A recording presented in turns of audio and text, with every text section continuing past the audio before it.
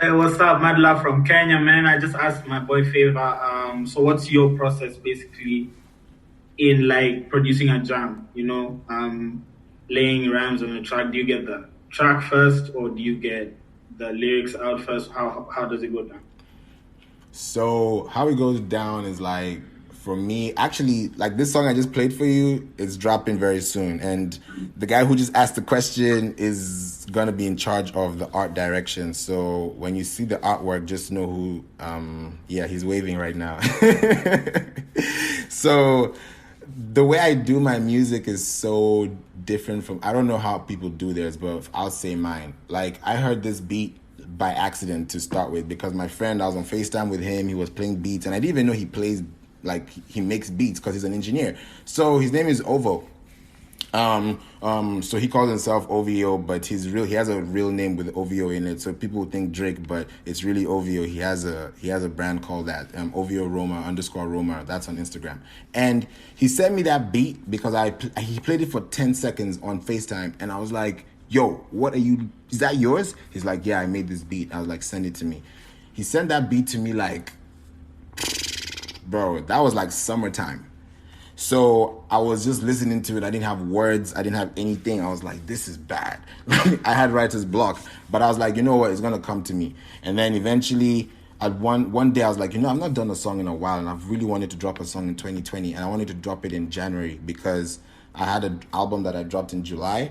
And that's a long time. So I already know that there's something I got to do to push the album and also make a new sound. So I did this song, and then I started writing the lyrics. I recorded it the first time, sent it to my engineer, Tedrick, and shout out to Tedrick, by the way. And when he listened to it, he was like, "Yo, if you really want to do this song the way you want to do it, then we have to record the song again." So he came to my house, and this was in a span of a week. So he came to my house, and then he brought his equipment, and then we now recorded the song again. But I had my microphone, so he just brought the other stuff. So we recorded, and we did that song in an hour and a half. As soon as that song was done, he said, "Okay, I'm gonna play it on Wednesday. I'm gonna send it to you on Wednesday." That was yesterday.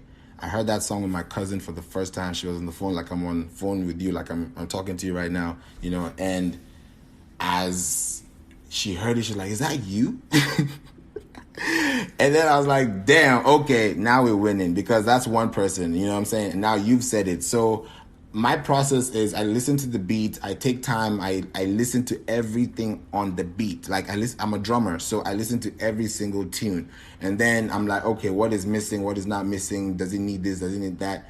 And then I'll now figure out what to do with the song. And then content-wise, lyrics, when I start off, I start singing a tune in my head, and then I record the song on my phone. And then when I record the song, I pick up the melody because I'm very melodical. Like I don't play the keys a lot, but I know melody.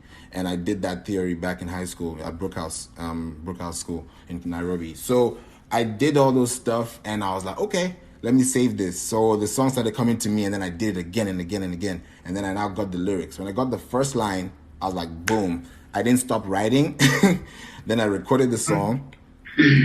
After I recorded the song, that's when I was like, okay, this is what it sounds like. I gave it all the energy it needed, and then I dropped it. And then I now gave it to him, and he was like, nah.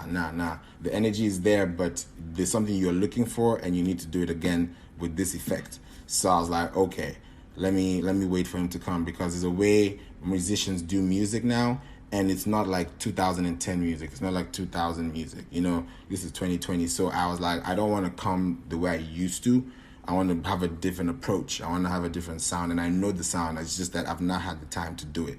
And now I was like, I'm going to start with this, see what happens, because I used to do it back in the day. Like, if you listen to my old records back in 2012, I used to play around with it, but I didn't take it too seriously. But now, it's coming back full force. So you tell me what you think about the song, because you've heard it. This is like first response.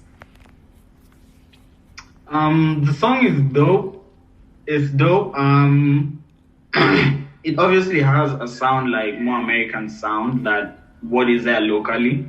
That's what I could say. If you're gonna put it on local radio. But yeah, as far as jams goes, man, it's wavy. It's nice. Nice touch of auto tune. But yeah, I just think about it in terms of audience. That's the thought I'd throw on the song. But its song itself is a jam. Yeah, it's dope. Yeah. Appreciate it. Appreciate it. Yeah. The song is called, I'm not going to say the name. I think I said it on Instagram TV, and I'll say it again.